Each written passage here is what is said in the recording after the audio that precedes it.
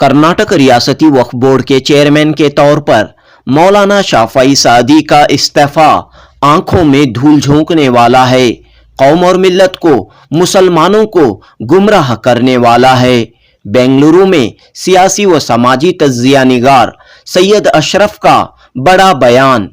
जी हां दोस्तों, सैयद अशरफ ने कहा कि मौलाना शाफई सादी ने भले ही वक्फ बोर्ड के चेयरमैन के ओहदे को इस्तीफा दिया है, लेकिन बोर्ड के लिए नए चेयरमैन का इंतखाब होने तक मौलाना शाफई सादी ही इंटरिम चेयरमैन के तौर पर बरकरार रहेंगे, क्योंकि वक्फ एक्ट के मुताबिक नया चेयरमैन मुकर्रर होने तक इस्तीफा देने वाले चेयरमैन को उबूरी चेयरमैन के तौर पर बरकरार रहना होगा। सैयद अशरफ ने कहा कि शाफई सादी के इस्तीफा देने के बावजूद कर्नाटक वक्फ बोर्ड को बीजेपी के मेंबरों से निजात नहीं मिली है। अब जबकि शाफी सादी का रिसिग्नेशन इन्होंने एक्सेप्ट कर लिया है, तो एक्ट क्या कहता है मैं आपको ये बताना चाहूंगा। एक्ट के मुताबिक दोबारा दूसरा चेयरमैन इलेक्ट होने तक शाफी सादी कंटिन्यू होंगे चेयरमैन। ये इनका रिसिग्नेशन एक्सेप्ट नहीं हुआ, इनको कंटिन्यू किया गया है, क्योंकि जब तक दूसरे चेयरमैन का नोटिफिकेशन नहीं हो जाता, दूसरा चेयरमैन इलेक्ट नहीं हो जाता वक्फ बोर्ड के लिए, तब तक शाफी सादी कंटिन्यू होंगे। साबिका बीजेपी हुकूमत में वक्फ बोर्ड के लिए नामजद किए गए 4 मेंबरों में, जिनमें मौलाना शाफई सादी भी हैं, कांग्रेस की हुकूमत में भी इक़्तिदार के मजे ले रहे हैं। इस तरह रियासत में कांग्रेस की हुकूमत बनने के बावजूद अक़लियती महकमे में बीजेपी के चेयरमैनों का राज चल रहा है। सैयद अशरफ ने कहा कि कर्नाटक रियासती वक्फ बोर्ड में एक के बाद एक घोटाले हो रहे हैं। हाल ही में बेलहली की वक्फ की 120 एकड़ जमीन पर घोटाले की साजिश रची गई है। बेलहली की हजारों करोड़ रुपयों की मिल्कियत को निजी अफराद के हवाले करने की साजिश सुनने में आ रही है। सैयद अशरफ ने कहा कि बेलहली की वक्फ की जमीन पर गोलमाल करने का बड़े पैमाने पर मंसूबा बनाया गया है। सैयद अशरफ ने सवाल किया कि बेलहली के मामले की वजह से क्या मौलाना शाफई सादी को वक्फ बोर्ड के चेयरमैन के ओहदे पर बरकरार रखने की कोशिश की जा रही है। सैयद अशरफ ने कहा कि वजीर अक़लियती बहबूद और वक्फ ज़मीर अहमद खान अगर संजीदा हैं तो वो फौरी तौर पर बेलहली में मौजूद 120 एकड़ वक्फ अराजी के अतराफ फेंसिंग करें, हिसारबंदी करें। इसके लिए हुकूमत से बजट मंजूर करवाएं। अगर हुकूमत से फंड नहीं मिलता है तो अवाम से, मुसलमानों से पैसा इकट्ठा करें।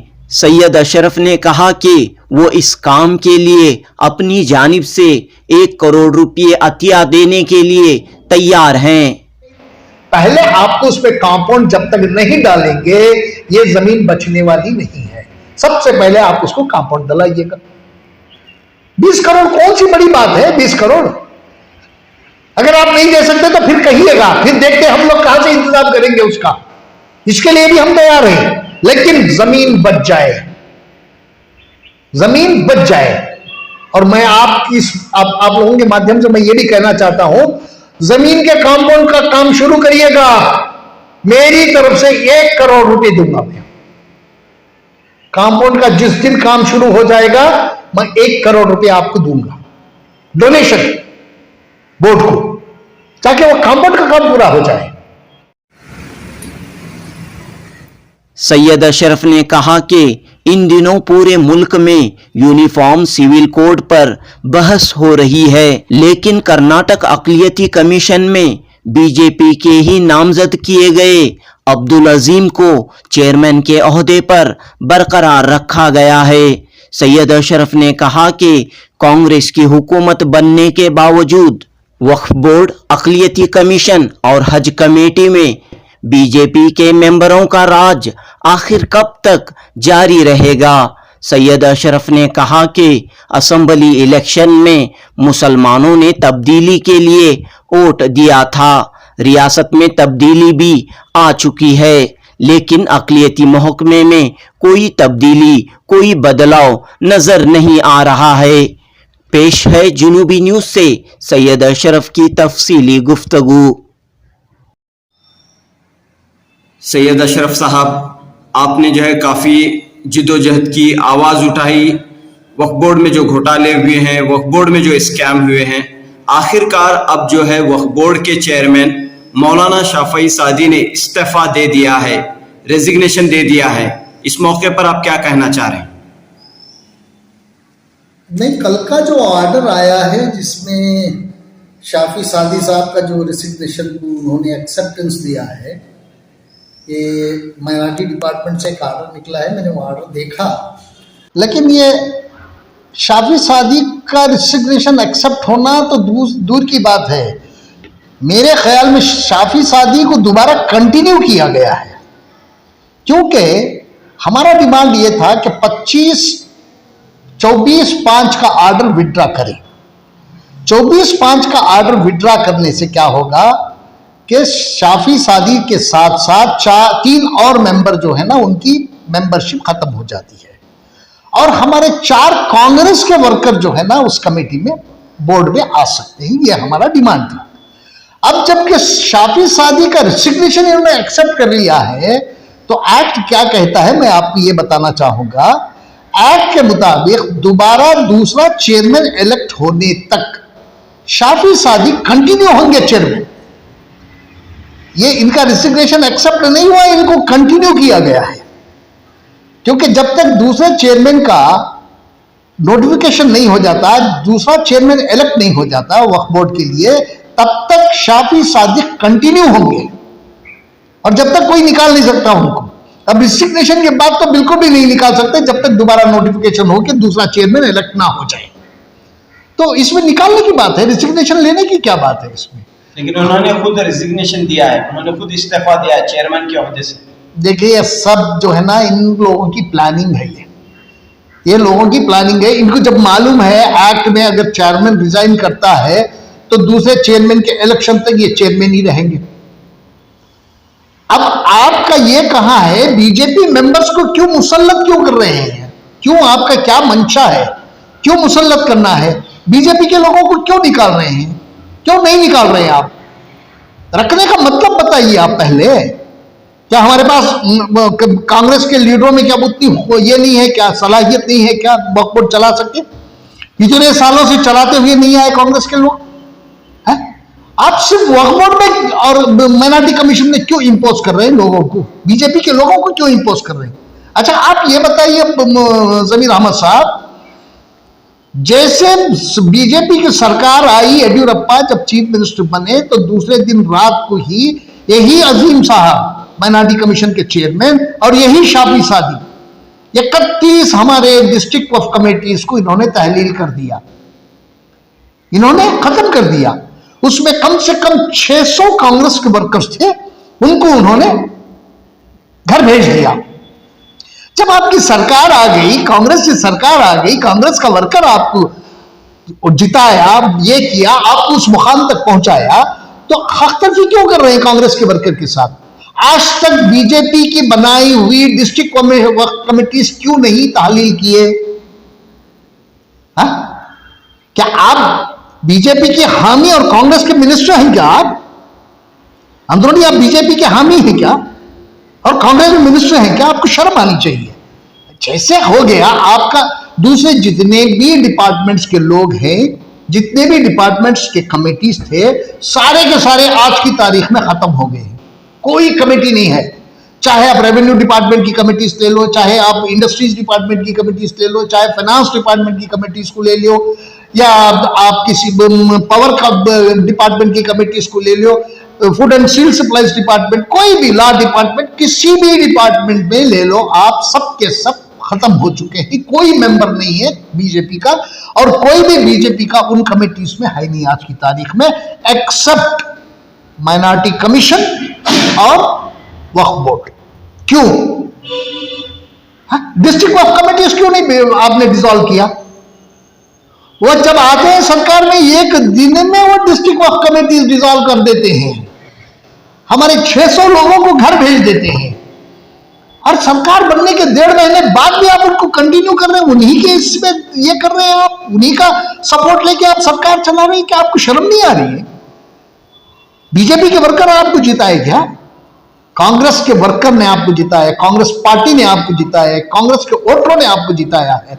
आपको कांग्रेस वर्कर को वहां अकोमोडेट करना चाहिए था। कब तक इस तरह का गेम खेलते रहेंगे आप? मुझे यह बताइए, शाफी सादी से आपको क्या फायदा है? मैं बताता हूं आपको क्या फायदा है। इससे पहले भी शाफी सादी ने, जो बीजेपी के सरकार में मिनिस्टर थे, उनके साथ भी उन्होंने सौदा किया था। ये क्या है सौदा पता है आपको? बेल्लरली की जमीन का। अभी कुछ दिन पहले जो है ना, इनकी खुफिया मीटिंग हुई, इनके अफसरों की हज भवन में खुफिया मीटिंग बुलाई। उसमें किसी भी जो है ना वक्फ बोर्ड के आदमी को शरीक नहीं किया, एक्सेप्ट हायर लेवल ऑफिसर से। नीचे के लेवल पे किसी को उन्होंने बुलाया नहीं।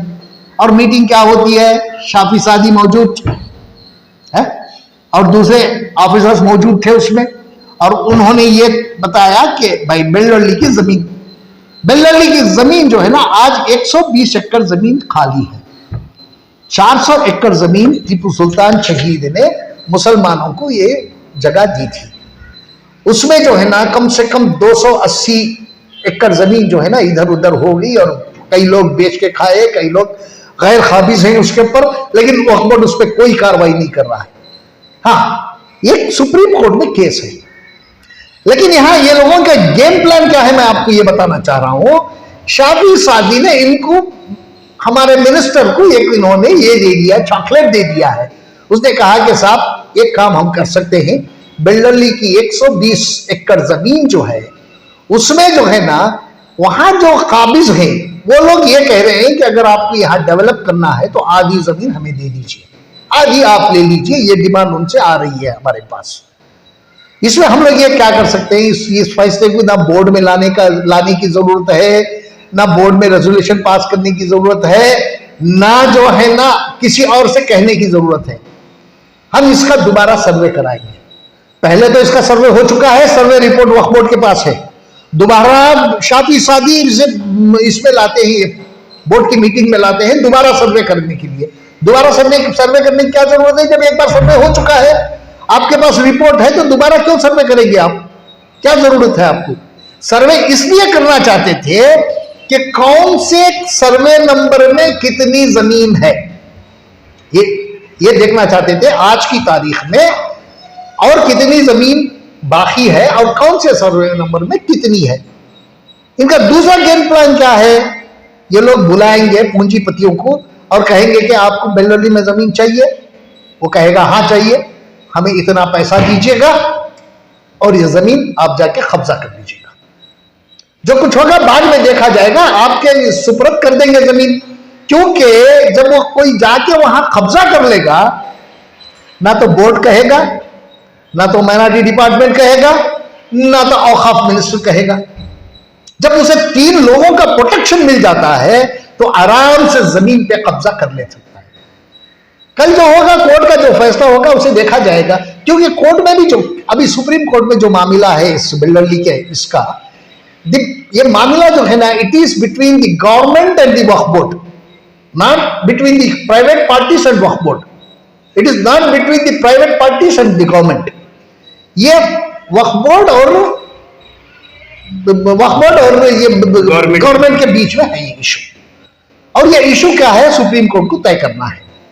अगर जमीर अहमद साहब, अगर इस तरह का आप कर रहे हैं कि ये पता है ये जमीन की कीमत क्या है, आज 120 एकड़ जमीन की कीमत 6000 करोड़ रुपए है। 6000 करोड़ रुपए। और शाफी सादी ने यह कह दिया कि मैं उसको जो है ना कब्जा देता जाऊंगा, आपको कोई आंच भी नहीं आएगी, आपको कोई पूछेगा भी नहीं, काम मैं करूंगा। जब मैं काम करूंगा तब आप मुझे बहाल करेंगे, चेयरमैन की हैसियत से मुझे रखेंगे। मेरे पास सारा खाका बना हुआ है और मैं जब करूंगा जब मुझे आप बहाल करेंगे। आपको भी मालूम है, आप अगर किसी से पूछ लिए होंगे, आप तो जानते नहीं है वक्त एक्ट क्या है।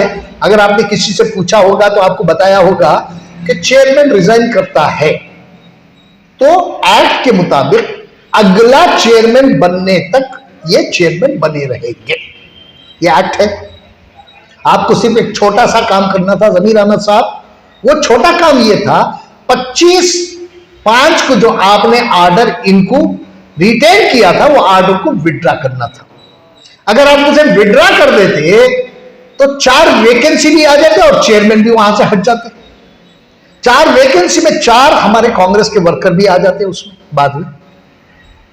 और ये बताइए, अब नोटिफिकेशन आप जब करेंगे, आप जब चाहे तब कर सकते हैं ना। ये इसमें कोई आपने ये नहीं कहा कि नोटिफिकेशन में ये नहीं कहा कि हम नोटिफिकेशन साफ कर रहे हैं या 1-2 दिन में करेंगे या 1 हफ्ते में करेंगे या 1 महीने में करेंगे, ये तो नहीं बताया आपने। इसका मतलब ये हुआ कि आप इसको कंटिन्यू करेंगे जब तक ये बेलवली का मामला जो है ना, कब्जे वाला मामला जो चल रहा है, उसको जब तक ये शाफी सादी इंप्लीमेंट ना कर दे, जब तक आप उसे चलाएंगे, उसको रखेंगे। क्योंकि मुझे याद है, आप भी जानते हैं, आप सब जानते हैं, जनाब डॉक्टर यूसुफ साहब मरहूम, उनका इंतकाल हुआ 2.5 साल के आसपास हो गया। उनकी वैकेंसी आज भी खाली है, आज तक उसका नोटिफिकेशन नहीं हुआ। तो ये कैसा, इसका चेयरमैन का कैसा 1-2 दिन में नोटिफिकेशन हो जाएगा? आप मुझे बताइएगा। अगर आप नोटिफिकेशन भी चाहेंगे तो यही लोग हैं जो चैलेंज करने वाले हैं। इन्हीं के लोग जो है ना, जाके रिट पिटीशन डालेंगे हाई कोर्ट में। क्या रिट पिटीशन डालेंगे? चेयरमैन की वैकेंसी पे जो है ना नोटिफिकेशन हो रहा है, चेयरमैन के सिलेक्शन के लिए नोटिफिकेशन कर रही गवर्नमेंट। भाई पहले तो आप उनका नोटिफिकेशन नहीं करें तो क्यों इसकी जल्दी है आपको? पहले यूसुफ साहब के इंतकाल के बाद जो वैकेंसी क्रिएट हुई है उसका नोटिफिकेशन करो बोल के कोर्ट में जाएंगे। अब कोर्ट भी वही करेगा, कोर्ट वही कहेगा ना, पहले उसको क्यों नोटिफिकेशन कर रहे हैं, इसको क्या जल्दी है, पहले उसको करो बोलेंगे। अब निकल गया वक्त, चेयरमैन का टर्म खत्म होने वाला वक्त आया, तब तक भी ये कंटिन्यू रहेगा है? और आपने पेजोरियम भर लेंगे आप है? देंगे वहां, कब्जा देते रहेंगे। कब्जा देने में जो है ना, आप तो प्रोटेक्टर सही, कब्जा वो कोई कर लेगा, जो कुछ भी होगा बाद में देखा जाएगा ना। लेकिन वो कब्जे में बैठ जाएंगे ना। आप कब्जे लेने की बात कर रहे हैं, आप इसे हल करने की बात नहीं कर रहे हैं, क्योंकि आप लोगों की निगाहें इस वक्त बेलडोली की जमीन पे है जिसकी कीमत 6000 करोड़ रुपए है। अरे जनाब, मैं आपको एक छोटी सी बात बताऊं, अभी कुछ दिन पहले सेंट्रल गवर्नमेंट से एक नोटिफिकेशन आया, कोल इंडिया जो हिंदुस्तान की सबसे बड़ी कोल कंपनी है और शिपिंग कॉर्पोरेशन ऑफ इंडिया, इन दोनों को लीज बेचने की बात हुई है सेंट्रल गवर्नमेंट की तरफ से। आपको यह मालूम है कि कोल इंडिया को उन्होंने कितना पैसा मांगा है? 458 करोड़ रुपए में बिक रही है वो कंपनी। 458 करोड़ में कोल इंडिया, जो हिंदुस्तान की कई रियासतों में कोल माइनिंग है, वो कंपनी, इतनी बड़ी कंपनी 458 करोड़ में बेच रही है सरकार। दूसरा, शिपिंग कॉर्पोरेशन ऑफ इंडिया, जो सरकार जो है 564 करोड़ में बेचने के लिए उन्होंने ऑफर दिया है। खाली हमारी 120 एकड़ जमीन अगर आप हमें 6000 करोड़ हम कोल इंडिया खरीद ले, ये शिपिंग कॉर्पोरेशन ऑफ इंडिया खरीद सकते हैं, जिसके जहाज जो है ना सारे वर्ल्ड में घूम रहे हैं आज है? एक छोटी सी हम जमीन अगर इसे बेच दे तो हम कोल, ये शिपिंग कॉर्पोरेशन ऑफ इंडिया खरीद सकते हैं। खरीद के अभी हमारे पास पैसा बचेगा। ऐसी जमीन पे इन लोगों के जो है ना अब नजरें जुड़ गए हैं। अब ये देखना चाहते हैं कि देखिए, अगर 1 इंच जमीन भी अगर इन्होंने इसमें से बेची या किसी को दिया कब्जा तो अच्छा नहीं होगा, फिर उसके बाद जो है ना लेने के देने पड़ जाएंगे। ये मुसलमानों की जमीन है, मुसलमानों के पास रहेगी। और शाफी सादी, आप भी ये समझ लीजिएगा, उसमें कोई भी उंगली करने की कोशिश किए आप, बहुत मुश्किल होगा। अगर आप में थोड़ी भी शर्म बाकी है मिनिस्टर साहब, आप सबसे पहले 25/5 का ऑर्डर विड्रॉ करिएगा। और दूसरी बात है, सबसे पहले 35 जो हमारे इसके कमेटीज हैं, वक्फ कमेटीज हैं, उसको डिसॉल्व करिएगा और वहां कांग्रेस के वर्कर को ले आइएगा। सारी मिनिस्ट्री में सबके कमेटियां डिसॉल्व हो गए, आपकी नहीं हुई है, आप क्यों उसको रोक के रखे हैं? आप कौन सी सियासत कर रहे हैं? जिस मुसलमान ने तुम्हारी सरकार बना दी, तुम्हें उस जगह ले जाके बिठा दिया, उनके साथ हकतलफी क्यों हो रही है? माजरा क्या है? औकाफ की जमीन पे आपकी भी निगाह है, इसका मतलब है हां, अगर आप बहुत सिंसियर हैं, आप औकाफ की जायदाद को बचाना चाहते हैं, वाकई आप में वो दर्द है, वाकई मुसलमानों की जायदाद, मुसलमानों की क्या है बल्कि अल्लाह की जायदाद है, वक्फ के माने अल्लाह की जायदाद के होते हैं, अगर इसको बचाना चाहते हैं तो अभी कल बजट आने वाला है, कर्नाटक का बजट पेश करने वाले हैं वजीर आला, उस टाइम पे मुसलमानों के लिए भी पैसा मिलेगा, जो भी पैसा मिलेगा उसमें अगर आप सिंसियर हैं तो 120 एकड़ जमीन पे आप पहले फेंसिंग कराइएगा, कंपाउंड कराइएगा। अगर आपकी सिंसियरिटी है तो मैं मान लूंगा आपकी सिंसियरिटी है बोल के, कंपाउंड कराइए, ज्यादा भी 15-20 करोड़ रुपए खर्च होंगे, हमारी जमीन तो ये हो जाएगी, हमारी जमीन पे एनक्रोचमेंट तो खत्म हो जाएगा। हाँ, पुलिस फोर्स लगाइए वहां, अगर कोई गड़बड़ करने आता है तो पुलिस है, सरकार है, सब आपका साथ देंगे, आप वो काम क्यों नहीं करते? सबसे पहले उसमें आप कंपाउंड डलाइएगा। 15-20 करोड़ का मामला है, ये डिस्प्यूट है between government and the Waqf board. Belhari की जमीन के ताल्लुक से ये कहा जाता है कि वो तकरीबन 600 एकड़ जमीन थी एक वक्त में। हाँ, तो काफी बड़ी वक्फ जायदाद थी, जो कब्जा होते होते हुए जो है अब सिर्फ जो है 120 एकड़ रह गई है। तो जाहिर सी बात है कि इस जो बची हुई जमीन है उसे पहले अपने कब्जे में लेने की जरूरत है, वक्फ बोर्ड को अपने कब्जे में लेने की जरूरत है। जी। तो ये काम क्या हो रहा है आपके नजदीक? पिछली हुकूमतों में क्यों नहीं हुआ है काम? नहीं, पिछले हुकूमतों का मैं नहीं बात कर रहा हूं, मैं अभी बता रहा हूं कि भाई ये समझ रहे हैं कि कोर्ट में जो मामला है वो मामले की वजह हम कुछ नहीं कर सकते। ये कहेंगे कल के कोर्ट में है मामला, कोर्ट में मामला जो है ना प्राइवेट पार्टीज का मामला नहीं है, ये कोर्ट में मामला है रेवेन्यू डिपार्टमेंट का, गवर्नमेंट का और वक्फ बोर्ड का। इसका फैसला सुप्रीम कोर्ट को करना है। आप ऐसा कर सकते हैं ना, रेवेन्यू डिपार्टमेंट के रेवेन्यू मिनिस्ट्री के साथ बैठ जाइएगा और उनसे कहिएगा जमीन पे आप भी ये कर रहे हैं, क्लेम कर रहे हैं, वक्फ बोर्ड भी क्लेम कर रहा है। हम लोग ऐसा करेंगे कि हम दोनों मिलकर जो है ना आधा आधा पैसा खर्च करके पहले इसकी बाउंड्री कर देंगे। अगर कोर्ट रेवेन्यू डिपार्टमेंट को जमीन देता है तब भी आपकी जमीन सेफ है, अगर कोर्ट इसे देता है, वक्फ बोर्ड को देता है, तब भी हमारी जमीन सेफ है।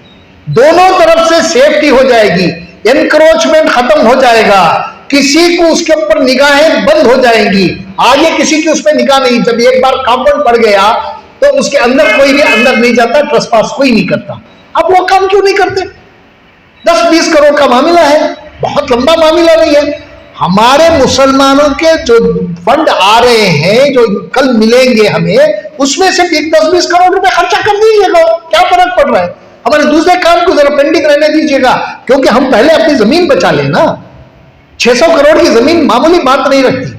20 करोड़ के आगे, 600 करोड़ के आगे 20 करोड़ की कोई अहमियत ही नहीं है। 600 करोड़, 6,000 करोड़ की, 6,000 करोड़ की, सॉरी 6,000 करोड़ के आगे 20 करोड़ की क्या अहमियत है? 20 करोड़ अगर हम आज खर्च कर लेते हैं उसके कंपाउंड के लिए, तो हमारी 600 करोड़ की जमीन या हमारे हक में आएगी या तो गवर्नमेंट के हक में जाएगी, दोनों में हक में है। तो आप ये काम क्यों नहीं कर रहे हैं? अगर आप वाकई सिंसियर हैं, औकाफ की जायदाद को बचाना चाहते हैं, तो आप इस काम को फौरी तौर पर करें। अगर वो करते हैं तो हमारी जमीन बच जाएगी। जो भी फैसला होगा देखेंगे, सुप्रीम कोर्ट जो फैसला देता है उसके ऊपर देखेंगे वो क्या होगा, लेकिन बचाने का काम करिए पहले। अब यानी कि आपका कहना है कि मौलाना शाफी सादी को मेंबरशिप से इसलिए नहीं हटाया जा रहा है कि एक बड़ी डील हुई है, बड़ा सौदा वो होने वाला है या होने जा रहा है। वही तो मैं कह रहा हूं आपसे, शाफी सादी को वो चेयरमैन बना के रखना ये हमारे जमीर अहमद खान साहब के हक में है। उनके फेवर में है। अब शाफी सादी पहले से प्लान करके रखे, आज का प्लान नहीं है ये। पिछली सरकार के एक मिनिस्टर के साथ भी उन्होंने यही है किया था। उन्होंने उसे भी चॉकलेट दिया था, पिछली सरकार के एक मिनिस्टर को उन्होंने ये भी चॉकलेट दिया था, और एक मिनिस्टर को भी उन्होंने बुला के जो है ना उनको भी समझा दिया था कि भाई इसमें जो है ना ऐसा हम कर सकते हैं, और मुसलमानों की जायदाद है, ये कोई पूछना कोई पूछेगा नहीं है। हम इसको बजाय किसी और को बोर्ड में लाके सब्जेक्ट पास करने की बजाय, या बोर्ड में उसे पास करा के उसका नोटिफिकेशन करने की बजाय, ये सब हम ना करने की कोई जरूरत नहीं पड़ेगी। सिर्फ हम थोड़ी थोड़ी जमीन जो लोग मांग रहे हैं उनको जो है ना हम कब्जा दे दें। देखिए, अगर कोई मुझे अगर 5 एकड़ जमीन मिल गई, 10 एकड़ जमीन मिल गई, तो 10 एकड़ का एक डील हो जाएगी, इतना पैसा हमें देना है। वो ना तो वक्फ बोर्ड को जाएगा, ना तो वो सरकार को जाएगा, वो पैसा जो है ना इन लोगों के जेबों में जाएगा, इनके तजोरियां भरेंगे ही, और कुछ नहीं होगा। उसके बाद उसको वो जो ना फला सर्वे नंबर है, इसमें इतने 10 एकड़ है, आप ले लीजिए, जाइए उस पर कब्जा कर लीजिएगा। वो जाएगा, काबिज होकर बैठ जाएगा। अब कल सुप्रीम कोर्ट का फैसला आएगा। सुप्रीम कोर्ट का फैसला आने के बाद भी जो है ना जमीन पे गैरों का कब्जा रहेगा। अब जमीन के ऊपर गैरों का कब्जा रहा तो वो लोग आएंगे बात करने के लिए, उन लोगों के पास हमें जाना पड़ेगा। वो आएंगे नहीं आपके पास, आप लोग जाएंगे उनके पास बात करने के लिए, उनके कंडीशन को आप मानेंगे। आधी जमीन में तो फिर बात होगी, आधी गई जमीन हमारी है। आज एक स्क्वायर फुट की कीमत वहां 12,000 है। 12,000 से 120 हेक्टर 45 करोड़ रुपए एक एकड़ है। हज भवन के बाद से जो है ना शुरू होगी आपकी बेल्लली की जमीन। तो क्या जरूरत है, आप अगर बचाना ही चाहते हैं बेल्लली की जमीन को बचाइए। 20 करोड़ खर्च करने हैं, ज्यादा कुछ भी नहीं है, पैसा तो आ रहा है। कल बजट में पैसा अनाउंस होगा, उसके बाद फौरन आप करिएगा। आपके पास मिशनरी है, गवर्नमेंट है, पुलिस है, सब कुछ, जमीन आपकी है। अगर बचाना है तो आप अपनी जमीन भी बचा सकते हैं, सरकार को भी, अगर सरकारी जमीन वो क्लेम कर रहे तो उनकी जमीन को भी बचा सकते हैं। पहले आपको उस पर कंपाउंड जब तक नहीं डालेंगे ये जमीन बचने वाली नहीं है। सबसे पहले आप उसको कंपाउंड डलाइएगा। 20 करोड़ कौन सी बड़ी बात है, 20 करोड़। अगर आप नहीं दे सकते तो फिर कहिएगा, फिर देखते हम लोग कहां से इंतजाम करेंगे उसका। इसके लिए भी हम तैयार हैं, लेकिन जमीन बच जाए, जमीन बच जाए। और मैं आप लोगों के माध्यम से मैं ये भी कहना चाहता हूं, जमीन के कंपाउंड का काम शुरू करिएगा। मेरी तरफ से 1 करोड़ रुपए दूंगा मैं। कंपाउंड का जिस दिन काम शुरू हो जाएगा मैं 1 करोड़ रुपए आपको दूंगा, डोनेशन बोर्ड को, ताकि वो कंपाउंड का काम पूरा हो जाए। अगर आप ये नहीं है, दिलचस्पी नहीं है, अगर आप उसको कब्जे में देना चाह रहे हैं तो ये बहुत बड़ी गलतफहमी है आपकी, आपको ये करने नहीं दिया जाएगा। सबसे पहले आप 25/4 का आर्डर, 25/5 का आर्डर विड्रॉ करिएगा। उसके बाद जो है ना जितने भी डिस्ट्रिक्ट ऑफ कमेटीज बीजेपी ने बनाए हैं उनको पहले जो है ना डिसॉल्व करिएगा, और हमारे नए मेंबर्स, नए कांग्रेस के मेंबर्स, कांग्रेस के वर्कर्स को ले आइए वहां। जब मैं मानूंगा कि जमीर अहमद साहब कुछ कर रहे हैं, वरना जो है ना आप में भी और शाफी में कोई फर्क नहीं है। यानी कि आपका कहना है कि मौलाना शाफी सादी के इस्तीफा देने के बावजूद जो है वो चेयरमैन रहेंगे? बिल्कुल रहेंगे, ये एक्ट कहता है। लेकिन वहां और भी मेंबर्स हैं, या फिर हो सकता है कि इंटरनल इलेक्शन से और किसी दूसरे मेंबर को मुंतखब किया जाए? नहीं, कर नहीं सकते, गुंजाइश है? नहीं, उसकी गुंजाइश बिल्कुल नहीं है, क्योंकि रीजनल कमिश्नर को नोटिफिकेशन जारी करना है। जब कोई वैकेंसी आ जाती है तो रीजनल कमिश्नर के इख्तियार में है कि वो नोटिफिकेशन जारी करे कि भाई फला दिन फला डेट पे जो है ना जो वक्फ बोर्ड के चेयरमैन थे उन्होंने रिजाइन किया है और वो वैकेंसी है, वो वैकेंसी के लिए हम इलेक्शन करा रहे हैं। उनको नोटिफिकेशन जारी करना है, डेट देना है। डेट देने के बाद जो है ना एक इंटरनली होता है, इलेक्शन तो इंटरनली होता है, और जो है ना वो इसके रीजनल कमिश्नर के मॉनिटरिंग में होता है। रीजनल कमिश्नर मॉनिटर करता है आके। जब ये करने के बाद उसे जो है ना वोटों की दूसरी तरफ गिनती होती है, गिनती होने के बाद रिजल्ट डिक्लेयर होता है और उनको सर्टिफिकेट दिया जाता है। ये प्रोसीजर है। हो सकता है कि अनकरीब में जो है नोटिफिकेशन भी जारी कर दे हुकूमत नए चेयरमैन के सिलेक्शन के लिए, इलेक्शन के लिए, थोड़ा वक्त भी देना चाहिए। नहीं, जरूर जरूर मैं आपकी बात मानता हूं। नोटिफिकेशन करेंगे तो देखो, सबसे पहली एक बात है, नोटिफिकेशन करके इनके ही लोग जो है ना कोर्ट में जाएंगे, उस नोटिफिकेशन को चैलेंज करेंगे। क्या बेसिस पे चैलेंज करेंगे आपको ये भी मैं बताता हूं कि भाई अभी तो 5 तारीख को आपके रिजिग्नेशन हुआ है इसका चेयरमैन का, और आप ये महीने में की, अगले महीने में की, 1 महीने के अंदर की, 2 महीने के अंदर की आपकी नोटिफिकेशन जारी कर रहे हैं। लेकिन आपने जनाब यूसुफ साहब की जो वैकेंसी पड़ी है 2.5 साल से, उसका नोटिफिकेशन क्यों नहीं किया आपने? पहले उस मेंबर को चुनो, उसके बाद चेयरमैन का नोटिफिकेशन करो, तो कोर्ट उसको स्टे कर देगा। और ये चाहते भी वही है, इनका गेम प्लान वही है। इनका जो गेम प्लान है, इसको स्टे करा के छोड़ना है। अब स्टे हो गया तो शाफी सादी जब तक कोर्ट का फैसला नहीं आ जाता, टर्म खत्म होने के बाद भी ये चेयरमैन रहेंगे। आपको यहां भी ये बता रहा हूं, टर्म खत्म होने के 5 साल होने के बाद भी ये चेयरमैन रहेंगे जब तक कोर्ट का फैसला नहीं आ जाएगा, और कोर्ट में डिले करेंगे। ये इनका गेम प्लान है। ये शाफी सादी साहब जो क्या इलेक्शन के जरिए चेयरमैन बने हैं या हुकूमत के ऑर्डर के जरिए चेयरमैन बने? नहीं, इलेक्टेड है। हुकूमत के ऑर्डर पे चेयरमैन कोई नहीं बनता। हुकूमत के ऑर्डर पे नॉमिनेटेड मेंबर्स बनते हैं।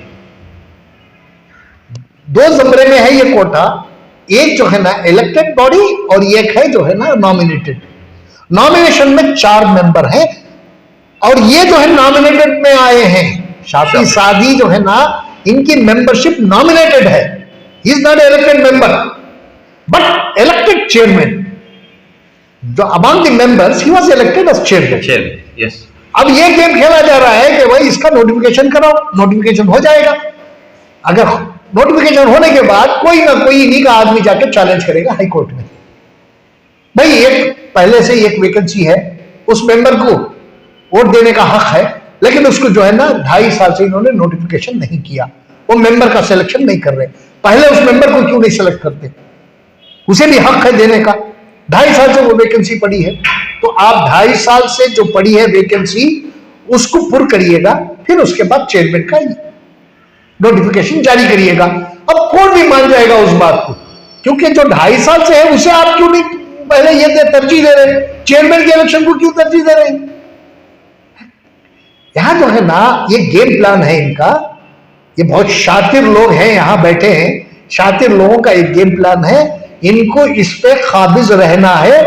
सिंपल सा काम अगर सरकार को करना है तो 25/5 का ऑर्डर विड्रा, 24/5 का ऑर्डर विड्रा कर ले, ये सारी चीजें खत्म हो जाएंगी। 4 नए चेयरमैन, 4 नए मेंबर्स के साथ साथ एक इलेक्टेड मेंबर भी, जो वैकेंसी है यूसुफ साहब की, वो भी इलेक्ट होके आ जाएंगे, और 5 हमारे रहनुमा जो है ना कांग्रेस के और मुसलमानों के रहनुमा जो है ना वक्फ बोर्ड के मेंबर होंगे। यानी कि आपका कहना है कि जो हुकूमत, नई हुकूमत के बनने के बाद जो तमाम महकमों के लिए तमाम कमीशंस और बोर्ड और कारपोरेशन के लिए जो ऑर्डर इशू हुआ था, वो उस ऑर्डर को बरकरार रखना चाहिए। कौन सी मेंबर्स को हटाने का जो ऑर्डर इशू, सारी मिनिस्ट्रीज में जितने भी मिनिस्ट्री हैं, कर्नाटक गवर्नमेंट के अंडर जितने भी मिनिस्ट्री हैं, सब मिनिस्ट्री में जितने भी मेंबर्स, चेयरमैन अपॉइंट करे थे बीजेपी की सरकार ने, उन सारे मेंबर, सबकी मेंबरशिप चली गई है। कोई भी, किसी भी इसमें कोई भी बीजेपी का मेंबर नहीं है, किसी भी मिनिस्ट्री में बीजेपी का मेंबर नहीं है आज की तारीख में, एक्सेप्ट इस माइनॉरिटी डिपार्टमेंट में। और माइनॉरिटी डिपार्टमेंट में भी कब इन्होंने ऑर्डर किया, इनकी भी मेंबरशिप खत्म हो गई थी, लेकिन इनको जो है ना इन्होंने 24/5 को एक ऑर्डर करके इनको रिटेन किया। आपको बीजेपी वालों को रिटर्न करने की क्या जरूरत है? क्या जरूरत है आपको? जब सारे मिनिस्ट्रीज के सब मेंबरशिप सबकी खत्म हो गई, हजारों की तादाद में, 10-20 की तादाद में नहीं बोल रहा हूं मैं, हजारों की तादाद में सारे मिनिस्ट्रीज में बीजेपी के वर्कर्स लगे हुए थे। उनकी सबकी मेंबरशिप खत्म हो गई एक ऑर्डर के साथ। 22/5 को जो ऑर्डर निकला उसमें सारे कमीशन सारे ये सब खत्म हो गए। लेकिन 24 तारीख को जमीर अहमद खान एक ऑर्डर निकालते हैं, उसमें शाफी सादी यानी कि वक्फ बोर्ड के बीजेपी के मेंबर्स को और बीजेपी के चेयरमैन को रिटेन करते हैं।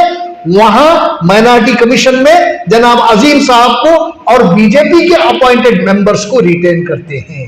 क्यों? सारे मिनिस्ट्रीज के सब मेंबर्स खत्म होने के बावजूद भी आप इनको क्यों रोके रखे हैं? क्या फायदा हो रहा है? कांग्रेस का क्या फायदा हो रहा है? कांग्रेस का बल्कि नुकसान हो रहा है। अभी वो एक जमीन का मामला आ गया, दोड्डनकुंडी की जमीन का मामला आ गया, नेलमंगला की जमीन का मामला आ गया है। शाफी सादी जब किसी प्रेस वाले से बात करते हैं तो अपनी ही बात करते हैं, प्रेस वाले की बात सुनते नहीं। वो प्रेस वाला कुछ सवाल करता है तो सवाल को जो है ना ये नहीं करते, जवाब नहीं देते उसका। दोड्डनकुंडी की जमीन का, ये 5 एकड़ की जमीन का क्या होगा जो गवर्नमेंट ने कब्रिस्तान के लिए दिया था ये है? उसके बाद ये 2 एकड़ जमीन निर्मला की जमीन का क्या होगा? शाफी सादी ने अभी कहा कि मैं डेवलपमेंट की बात करता हूं तो कोई मेरा साथ नहीं देता। जनाब शाफी सादी साहब, जब आप डेवलपमेंट की बात करते हैं उसके साथ साथ आप डीलिंग करते हैं तो कोई भी मुसलमान आपका साथ नहीं देगा, क्योंकि सबको अल्लाह का डर है। ये अल्लाह के घर की अल्लाह की जायदाद है, अल्लाह इसका मालिक है। और उसमें आप पीछे से डीलिंग करो और इधर से डेवलपमेंट की बात करो तो आपको कोई साथ नहीं देगा, कोई भी मुसलमान आपको साथ नहीं देगा। जब तक आप अच्छी तरह से ये समझ लो कि इसमें जो है ना बहुत ही क्लीन इससे आप इसका ये करते हैं, आपके दिल में अगर ये है सिंसियरिटी है आप में, तो आप सीधे सीधे जो है ना डेवलपमेंट की बात करो। डेवलपमेंट की बात में हम सब आपके साथ हैं, डीलिंग में हम लोग नहीं हैं। आप पीछे से डीलिंग कर लो और डेवलपमेंट की बात करो। दोबारा इनका अभी हाल में जो 25 तारीख या 26 तारीख को जो मीटिंग हुई उसमें दोबारा इन्होंने इसका शिव समंदर का सब्जेक्ट फिर लाया इन्होंने। क्यों? क्या इंटरेस्ट था आपका उसमें? शिव समंदर के सब्जेक्ट में एक मेंबर उसने पूरी तरह से अपोज किया और डिसीजन नोट भी दिया एक मेंबर, उसकी वजह फिर ये हो गया, उसको टाल दिया गया दोबारा। क्यों? क्या जरूरत है आपको? जब एक बार आपको मालूम हो गया कि ये पास होने वाला नहीं है सब्जेक्ट, क्योंकि ये ऑर्डर में नहीं है, इसको ना नोटिफिकेशन किया है आपने, ना इसको जो है ना एप्लीकेशन कॉल फॉर किया है, ना किसी अखबार में इसको दिया है। आप सारे जो है ना ये जो लॉ जो है ना आपको बंद कर देके, लॉ को खत्म करके आप इसको लाके आप पास कर रहे हैं, बोर्ड में पास कराने की कोशिश कर रहे हैं। तो क्यों? जब ऑर्डर में नहीं होती चीज तो उसका यह मतलब होता है कि पीछे से डीलिंग हुई है। ये किसी भी अनवाड़ी को भी पूछे बोल देगा वो। जब तक वो कानून के दायरे में काम नहीं हो रहा है, कानून के दायरे से हट के जो भी काम होता है उसमें जो है ना बाकायदा डीलिंग हुई होती है। और इसमें कोई ताज्जुब नहीं कि डीलिंग हुई होगी, इसलिए आप उसे जबरदस्ती लाके हम लोगों पर इंपोज करना चाहते हैं। आप ये क्यों नहीं करते हैं? एक्ट को क्यों नहीं फॉलो करते? रूल को क्यों नहीं फॉलो करते? क्यों तुम्हारे बाप दादा की जायदाद है क्या? एक्ट और रूल छोड़ के काम करने के लिए आपको एक बुक दे दी गई है, वो बुक के मुताबिक आपको काम करना है। वक्फ एक्ट नाम की एक बुक आपको दे दी है, वो बुक छोड़ के आप काम नहीं कर सकते। जो लिखा है उसके तरीके से आप काम करेंगे तो आपके साथ हर आदमी आपका सपोर्ट करेगा। आप पीछे से डीलिंग कर लो और इधर डेवलपमेंट की बात करो, आपको शर्म आना चाहिए। यानी कि एक के बाद एक घोटाले होने के बावजूद शाफी सादी और बीजेपी से जो मेंबर्स अपॉइंट किए गए थे, नॉमिनेट किए गए थे, उन्हें जो है हटाया नहीं जा रहा है बोर्ड से, यही आपका कहना है? क्यों नहीं हटा रहे? तुम हटाओ भाई। बीजेपी के अपॉइंटेड मेंबर्स क्यों है कांग्रेस की गवर्नमेंट में, ये बताइए मुझे। क्या लाभ है कांग्रेस को? जो आदमी सरकार बदलने के दूसरे दिन आप अपनी ये बदल दिया, पार्टी बदल दिया और आपके पास आ गया, कल आपकी सरकार बदल गई तो दूसरे दिन ये पहले दिन ही चला जाएगा उसी पार्टी में वापस। ये क्या भरोसा करोगे आप इस पे? भरोसा क्या है इसका? और ये बताइए लाभ क्या है हमें? बोर्ड को लाभ क्या है इससे? अगर बोर्ड का नुकसान है, लाभ नहीं है, बोर्ड का नुकसान हो रहा है। हमारी जायदादें जो है ना दूसरों के कब्जे में जा रहे हैं इनके पीरियड में। इसकी बाकायदा इंक्वायरी होनी चाहिए। इनकी ये सबसे पहले आप वो ऑर्डर को विड्रॉ कर लीजिएगा, उसके बाद जो बोर्ड काम किया इतने दिन जो चेयरमैन रहे उसकी बाकायदा इंक्वायरी करानी चाहिए कि इन्होंने कितनी जमीन डेवलपमेंट के नाम पे दिया, कितनी जमीनों में इन्होंने डीलिंग की और कहां कहां जमीन जो है ना दूसरों के कब्जे में दी है। इसकी जांच होनी चाहिए और इसकी जांच की डिमांड मैं करूंगा उसके बाद भी। अब खामोश तो नहीं बैठेंगे हम लोग, क्योंकि मुसलमानों की जायदाद का मामला है जिसका मालिक अल्लाह ताला है। औकाफ के माने, औकाफ की जायदाद के माने उसका मालिक जो है अल्लाह ताला होता है। अल्लाह के नाम पे जो है ना वक्फ की जाती है जायदाद। ये टीपू सुल्तान के जमाने में आई है बेल्लड़ी की जमीन, टीपू सुल्तान के जमाने में टीपू सुल्तान ने दी थी। तो आप इसको इस तरह से बेच लेंगे, खा लेंगे, अपने तिजोरियां भर लेंगे, ये आपको होने नहीं देंगे हम लोग।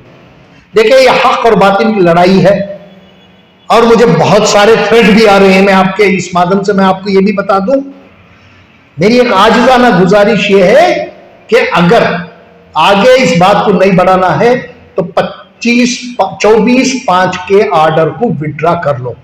आपको मैं ये महीने के आखिर तक का वक्त देता हूं जमीर अहमद साहब।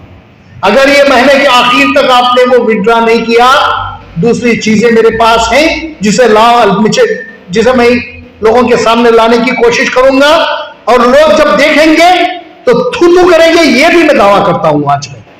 छोड़ दो इस चीज को, औकाफ की जायदाद को बचाओ, हम लोग तुम्हारे साथ हैं, तुम्हारे पीछे चलेंगे, हम आगे नहीं चलेंगे, तुम्हारे पीछे चलेंगे। सैयद अशरफ साहब, आपके ताल्लुकात कांग्रेस पार्टी से भी हैं, तो क्यों नहीं आप पार्टी के प्लेटफॉर्म के जरिए आवाज उठा रहे हैं? आपकी आवाज क्यों आप अकेले आवाज उठा रहे हैं? नहीं, पार्टी से भी कह दिया है, पार्टी को भी हमने लिखा है और पार्टी को ये क्या समझा रहे मुझे नहीं मालूम है, क्योंकि अंदरूनी बात है, मैं नहीं जान सकता ये पार्टी को क्या समझा रहे हैं, ये सरकार को क्या समझा रहे हैं, मुख्यमंत्री जी को क्या समझा रहे हैं, ये मुझे नहीं मालूम है। मैं उनको लिखना था, मैंने लिखा है। जिन लोगों से मुझे बात करनी थी उनसे बात की है, उन्होंने मुझे ये वादा किया, ये एश्योरेंस दिया है कि हम इसको ठीक करेंगे।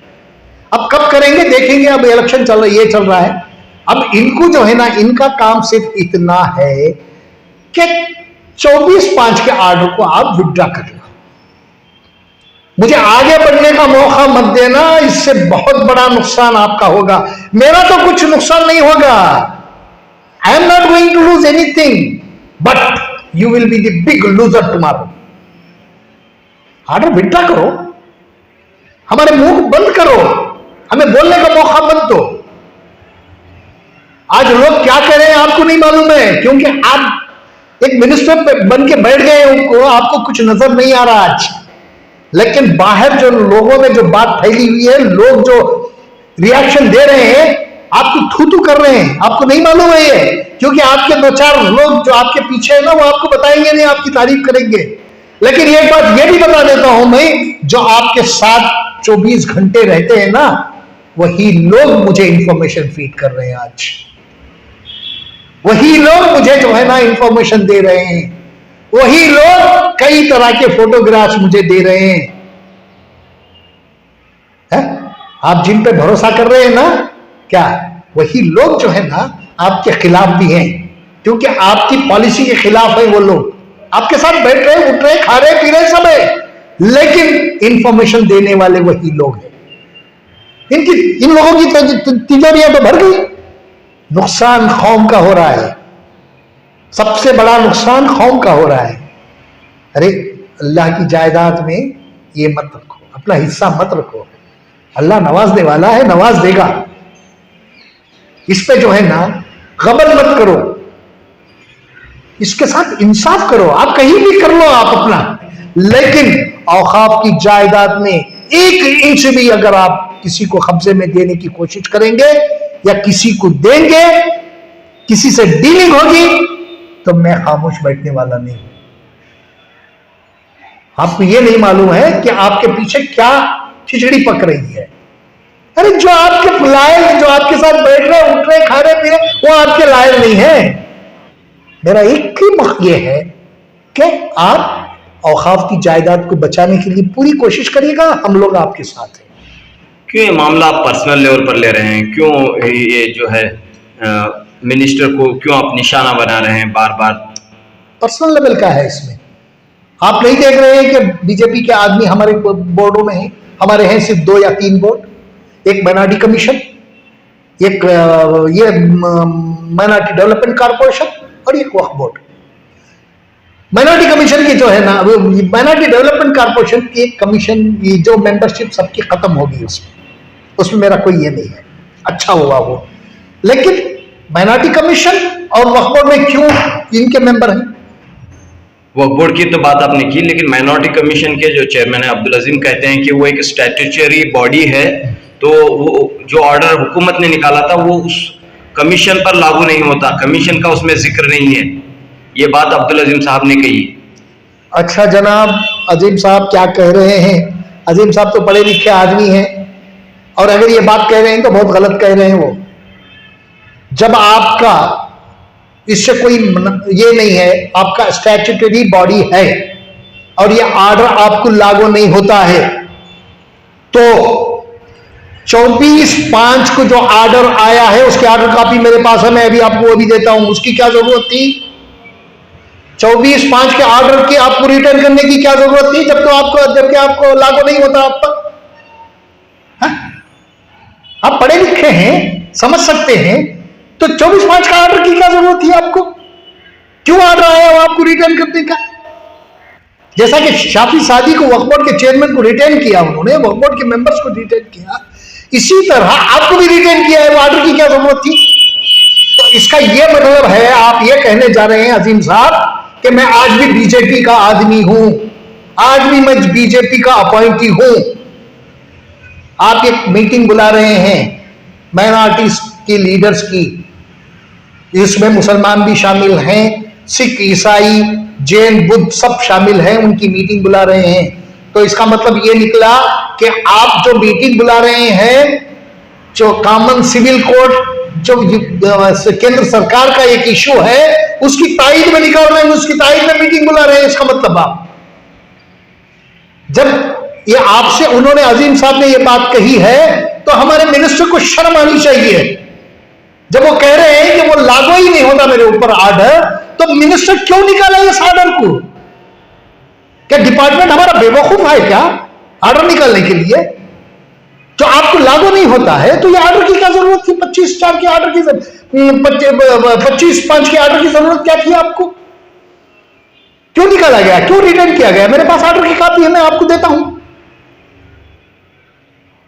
तो आप पहले ये बताइए अजीम साहब, आप बीजेपी के अपॉइंटी हैं, क्योंकि आपने इन प्रेस वालों से कहा है कि वो लागू ऑर्डर मुझ पर लागू नहीं होता, तो इसका मतलब यह कि आज भी आप बीजेपी के आदमी हैं, बीजेपी के अपॉइंटी हैं। आप इसको पहले क्लैरिफाई करिए, whether you are a BJP appointee और द कांग्रेस अपॉइंटी। अगर बीजेपी अपॉइंटी है तो कांग्रेस को फौरन जो है ना उनके खिलाफ कार्रवाई करना चाहिए। तो क्यों गलती की आपने? जो 24/5 का ऑर्डर निकाल के क्या जरूरत थी सरकार को? क्यों आपको रिटर्न किया? क्यों जमीर अहमद खान तुम्हारे घर आए? आप पढ़े लिखे आदमी हैं, पुलिस फोर्स में रहे हैं, आपको इतना नहीं मालूम? आप ये कह रहे हैं कि भाई मुझे वो लागू नहीं होता मेरे ऊपर। कैसे लागू नहीं होता? अगर वो लागू हो जाता, तो वो लागू नहीं होता तो दूसरे ऑर्डर निकालने की जरूरत ही क्या थी? आपको रिटर्न करने की क्या जरूरत थी? आप वैसे भी बैठे रहते थे जब तक आपकी मियाद खत्म नहीं होती। लोगों को बेवकूफ बनाना छोड़िएगा। इस वक्त जो है पूरे मुल्क में यूनिफॉर्म सिविल कोड पर बहस हो रही है, लेकिन हम यहाँ पर देख रहे हैं कि माइनॉरिटी कमीशन को यहाँ पर फाल रोल अदा कर सकती है। जो भी माइनॉरिटीज की तशवीश है वो हुकूमत के सामने या सेंट्रल गवर्नमेंट के सामने पेश कर सकती है। तो इस सिलसिले में आप क्या कहना चाह रहे हैं? देखिए, माइनॉरिटी कमीशन में जो मीटिंग बुलाई जा रही है, जिस पे डिस्कशन हुआ है, मेरे पास कुछ कागजात भी आए उसके ताल्लुक से, और वहाँ जो मीटिंग में शामिल लोगों ने भी मुझे फ़ोन किया। तो ये मीटिंग जो ये कर रहे हैं, आप पहले हमें ये क्लैरिफाई करिएगा, whether you are a BJP appointee और कांग्रेस अपॉइंटी। फैसला उसके बाद ही होगा। अगर आप कांग्रेस अपॉइंटी हैं तो यूनियन ये सिविल कोड के खिलाफ आप मीटिंग बुलाएंगे और उसके खिलाफ काम करेंगे। अगर आप बीजेपी अपॉइंटी हैं तो सिविल कोड के फेवर में करेंगे आप। ये तो कॉमन सी बात है। कॉमन सिविल कोड के ताल्लुक से आप मीटिंग जब बुला रहे हैं, अगर आप कांग्रेस अपॉइंटी हैं तो कांग्रेस के फेवर में बात करेंगे, अगर बीजेपी के अपॉइंटी है तो बीजेपी के फेवर में बात करेंगे। आप चूंकि ये कह चुके हैं कि जो ऑर्डर 21 तारीख 22 तारीख का जो ऑर्डर निकला था वो मुझे लागू नहीं होता, मेरी स्ट्रैटेजिक बॉडी है इसलिए वो मेरे पर लागू नहीं होता, तो इसका मतलब ये हुआ कि आज भी आप इसको मेंटेन कर रहे हैं कि आप बीजेपी के अपॉइंटी है। तो आप बीजेपी के फेवर में काम करेंगे, इसका मतलब इससे हमारा कौम का नुकसान होगा ना। कांग्रेस को हम सपोर्ट करें, अपने नुकसान के लिए सपोर्ट करें हम लोग, है? कांग्रेस को वोट करें हमारा नुकसान करने के लिए। जिसकी मेंटालिटी बीजेपी से जुड़ी हुई है वो उसे आप कैसे चेंज करेंगे? एक दिन में इधर से उधर आ गया तो उसकी मेंटालिटी चेंज हो गई क्या? उसकी मेंटालिटी चेंज नहीं होती। एक ही दिन सरकार बनने के तीसरे चौथे दिन आप आ गए, रिटेन करा लिए। क्यों? अब रिटेंशन का ऑर्डर आपका आया है, मेरे पास उसकी कॉपी है, तो आप ये कैसे मना कर रहे हैं कि मुझे वो लागू नहीं होता? लागू नहीं होता तो ऑर्डर क्यों निकलवाया आपने? उस ऑर्डर के तहत आप कांग्रेस के अपॉइंटी हैं आज की तारीख में। आप ये कैसे कह रहे हैं कि मैं बीजेपी में जो है ना वो ऑर्डर लागू नहीं होता? उसका मतलब ये हुआ कि आप बीजेपी के अपॉइंटी हैं आज, और बीजेपी के फेवर में कांग्रेस में रहते हुए भी बीजेपी के फेवर में काम करेंगे आप। ये कहां का इंसाफ है भाई? आप ये एक ही रात में हमारे 31 कमेटियों को डिसॉल्व कर दिए। कांग्रेस के 31 डिस्ट्रिक्ट वर्क कमेटीज को डिसॉल्व करने वाले साहब आप ही हैं। किस मुंह से कह रहे हैं आप? कांग्रेस ने आपको जगह बनाई, आपको रिटर्न किया, उसके बावजूद भी आप बीजेपी की बात कर रहे हैं और ये कह रहे हैं कि आप पे वो लागू नहीं होगा ऑर्डर। कहना क्या चाह रहे हैं आप एजुकेटेड आदमी हैं, सोच समझ के बात करिएगा। ये मैं नहीं कह रहा हूं, मुझे प्रेस वाले कह रहे हैं। ये आपका सवाल है, मेरा सवाल नहीं है। मैं अपनी तरफ से नहीं कह रहा हूं, आपके सवाल का मैं जवाब दे रहा हूं। मैं कब तक आप ऐसे करते रहेंगे? और जबकि आप पे उनका कोई कंट्रोल नहीं है जमीर अहमद साहब, ना आपका कंट्रोल वक्फ बोर्ड पे है, ना आपका कंट्रोल माइनॉरिटी कमीशन पे है। वो आज भी कह रहे हैं कि हम बीजेपी के आदमी हैं, बीजेपी के अपॉइंटी हैं। उस ऑर्डर को नहीं मानने का मतलब यही हुआ कि बीजेपी के अपॉइंटी है। आप कर क्या रहे हैं? कुछ अच्छे लोगों से एडवाइस लीजिएगा क्या करना है। अगर आपको इतना इल्म नहीं है, इतनी जानकारी नहीं है, एक्ट जानते नहीं है, आप कमीशंस के इसके लॉ को नहीं जानते हैं, तो किसी जानने वाले को बुला के उनसे ये लीजिएगा, उनसे आप ये उनके ये लेके जो है ना उनसे काम करिएगा। कोई आपको सलाह मशवरा दे देगा, कोई अच्छा ऐसा मशवरा दे देगा, तो मशवरे पे तो काम करिएगा। जल्दबाजी में कोई काम मत करिएगा। जब आप वो अजीम साहब कह रहे हैं कि मुझ पर वो ऑर्डर लागू नहीं होता, आपने दूसरा ऑर्डर निकाला क्यों? क्या जरूरत थी आपको? है? तो ये आपका दूसरा ऑर्डर, जो गवर्नमेंट का जो ऑर्डर निकाला, वो नल एंड वाइड हो गया उनकी नजर में। है? उनकी नजर में नल एंड वाइड हो गया वो। तो अशरफ साहब, आप जो है सियासी और समाजी हालात पर गहरी नजर रखते हैं। इस वक्त जो है यूनिफॉर्म सिविल कोड पर बहस हो रही है, तो यहाँ पर किस तरह जो है इस मसले के खिलाफ जो है आवाज़ उठानी चाहिए? और चूंकि रियासत में कांग्रेस की हुकूमत है, तो कैसे यहाँ पर जो है इस यूनिफॉर्म सिविल कोड के खिलाफ एक प्रेशर बनाया जा सकता है? अच्छा, ये एक बात है इसमें, यूनिफॉर्म सिविल कोड पे मैं अभी कुछ कहना नहीं चाहता, क्योंकि जो है ना मुस्लिम पर्सनल लॉ बोर्ड और कई अदारे जो है ना दिल्ली में, उन्होंने अपनी ये सारे लोगों की राय लेके उन्होंने हुकूमत को या इसे जो है ना लॉ कमीशन को उन्होंने भेज दिया है। इस पर ना किसी को बात करना चाहिए, और जब हमारे ऊपर जब बात आएगी तब हम सोचेंगे, क्योंकि इतना आसान किसी भी सरकार के लिए नहीं है कि वो 1 साल के अंदर हमारे ऊपर यूनिफॉर्म सिविल कोड लागू कर दे। ये होगा नहीं, क्योंकि 15 साल 20 साल में भी जो है ना एक असम में जो है ना उन्होंने ये वहां की ये नहीं कर सके, एनआरसी को उन्होंने नहीं कर सके 20 साल में, 1 साल में कहां से लागू हो जाएगा? इतना आसान नहीं है। पार्लियामेंट में आपको 2/3 मेजॉरिटी चाहिए, आपको 2/3 मेजॉरिटी नहीं है। ये जो है ना एक शोषा इन्होंने छोड़ा है अगले पार्लियामेंट के इलेक्शन के लिए। और हमें जो है ना, हमारे लोग जो है ना इस पर जो है ना अपनी ये दे रहे हैं, ओपिनियन दे रहे हैं। इनको ओपिनियन देना नहीं चाहिए। जो लोग काम कर रहे हैं उनका सपोर्ट करो। आप अपनी ओपिनियन देने की कोशिश मत करो। आपकी छोटी सी भी गलती जो है ना बहुत बड़ी गलती हो जाएगी कल। क्योंकि मैं क्वालिफाइड नहीं हूं यूनिफॉर्म सिविल कोड के ताल्लुक से बोलने में, मैं क्वालिफाइड नहीं हूं। जो लोग जो है ना, जो हमारे उलमा हैं, उलमाओं ने उस पर एक ये नजरिया उनका दे रहे हैं, वो सारे लोगों से उन्होंने ये लिए ओपिनियन लेके जो है ना वो दे रहे हैं, उनको देने दीजिएगा। जब बात आएगी, जब पॉलिटिकल वे पे, पॉलिटिकल इस पे आएगी बात, उस पे हम बात करेंगे। आज हमें बात करना नहीं चाहिए इस सिविल कोड पे। और दूसरों से भी मैं ये गुजारिश करता हूं, मेहरबानी करके कोई भी इस पे सिविल कोड पे कोई भी बात ना करे, क्योंकि हमारे ऑलरेडी जो है ना रहनुमा दिल्ली में और इसमें जो है ना बाबरी ये आपका मुस्लिम पर्सनल लॉ बोर्ड वाले ये लोग जो है ना एक स्टैंड लिए हैं, उनका आप सपोर्ट करो। ये छोटी झूठी पब्लिसिटी के लिए जो है ना जो मन में आ रहा है वो बात करने की कोशिश मत करो, उसको खत्म करो। जो जब आएगा तब देखेंगे। एक शोषा है बस सरकार का, हमें जो है ना रिएक्शन देने का। हमारे रिएक्शन से जो है ना दूसरी कौमें जो है ना इकट्ठा हो जाएगी। यानी कि आपका कहना है कि यूनिफॉर्म सिविल कोड के मामले में all India Muslim personal law board और जो बड़ी जमातें हैं मुसलमानों की वो काम कर रहे हैं, उनका सपोर्ट करें, उनका सपोर्ट करेंगे। इंडिविजुअल इस तरह की कोई शिष्ट या बयानात ना करें। इंडिविजुअली हमें बोलना जो है ना नुकसान पहुंचाने के बराबर है, और नुकसान हो जाएगा। हमारी एक छोटी सी गलती, हमारे मुंह से कोई ऐसी गलती निकल जाए तो वो बहुत बड़ा इश्यू बन जाएगा कल। इसलिए मैं खुदारा आपसे मैं गुजारिश करता हूं कि यूनिफॉर्म सिविल कोड पे कोई किसी तरह की प्रक्रिया मत दीजिएगा, कोई अपनी ये मत दीजिएगा। जो लोग कर रहे हैं उनका सपोर्ट करेंगे। जब बात आएगी, जब सियासी तौर पे वो बात खुल के आएगी, जब सियासतदानों को और हम लोगों को बात करना पड़ेगा, आज नहीं।